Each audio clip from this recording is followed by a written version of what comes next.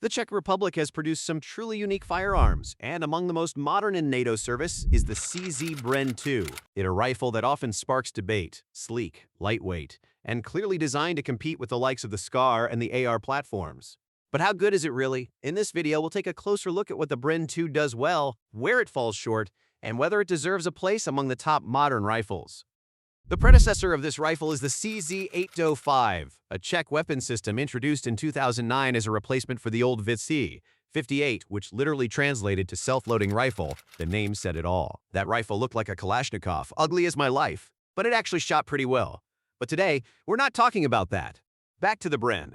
The first Bren was a decent gun with its own pros and cons, like any modern firearm. But since progress doesn't stand still and gun companies want to fill their pockets with more money, the design was modernized into the Bren 2. And now they're even a Bren 3, though I haven't gotten my hands on it yet. The Bren 2 strongly resembles the AR system and is essentially part of that family. Both the SCAR and the Bren are based on the AR-18, not the AR-15. The AR-18 appeared back in 1966 and was way ahead of its time, but it never really caught on. By then, the world was already divided between the M16 and the Kalashnikov, and nobody wanted to adopt something new. The original AR-18 didn't look like the Bren at all, more like the defective brother of the AR-15. Interestingly, Eugene Stoner, the designer of the AR-15, had nothing to do with the AR-18. It was developed after he left Armalite. Still, that forgotten design found new life years later, as many modern rifles are based on the AR-18, including the SCAR, G36, SIJIG CXG MPX, and today Bren 2. The main idea behind the design was to take the operating principles of the AR-15, including the division into upper and lower receivers, while adding the ability to fold the stock. How reliable this construction is will only be proven over time, but who are we to judge? Then again, we are the most important experts, you and I, so let's evaluate. The Bren 2 didn't really get massive orders, not even from the Czech military. Small batches were sold to Mexico, Slovakia, Vietnam, and Egypt, but it was clear that it wouldn't be a huge commercial success. That's why the modernization happened.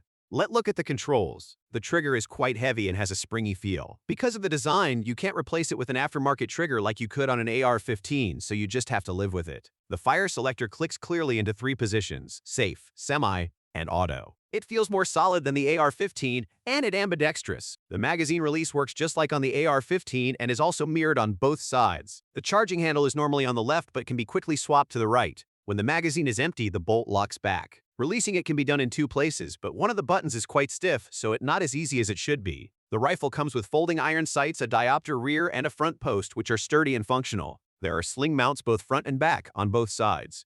The gas regulator is adjustable and removable for cleaning, much like on HK416, 417, or other piston-driven ARs. The entire top of the upper receiver has a continuous Picatinny rail, so optics won't lose zero. There are also rails on the sides and bottom, though it's a bit outdated since most modern rifles use M-LOK. The stock is similar to the SCAR, folding, collapsible, and even adjustable for length. Folding it to the side locks it in place, and the rifle can still be fired, though only left-handed shooters will find that practical because the folded stock blocks the trigger from the right side. The muzzle brake looks questionable. It easily gets clogged with dirt, and for some reason, part of the barrel thread is exposed even though the brake is properly tightened. Probably a design flaw or an assembly issue.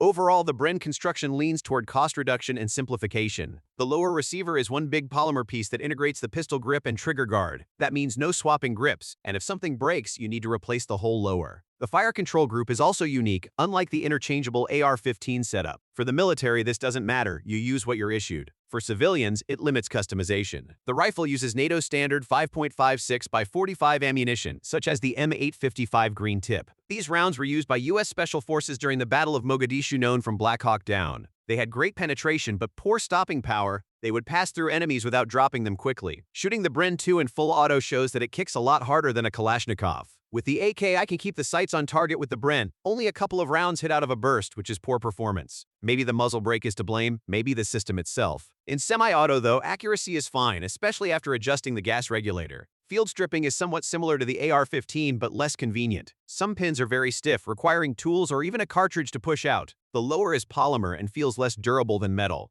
The bolt group is more like the AR-18 than the AR-15, and disassembling it in the field is difficult without extra tools. Reassembly is also more complicated and less intuitive than on an AR-15. In short, the Bren 2 is designed to be used as issued, not tinkered with. Reliability-wise, many people believe AR-type rifles are less dependable than the Kalashnikov. Maybe that's true, maybe not. Only time and combat experience can really tell. So that's it for today. Subscribe if you like the video, and I'll see you next time.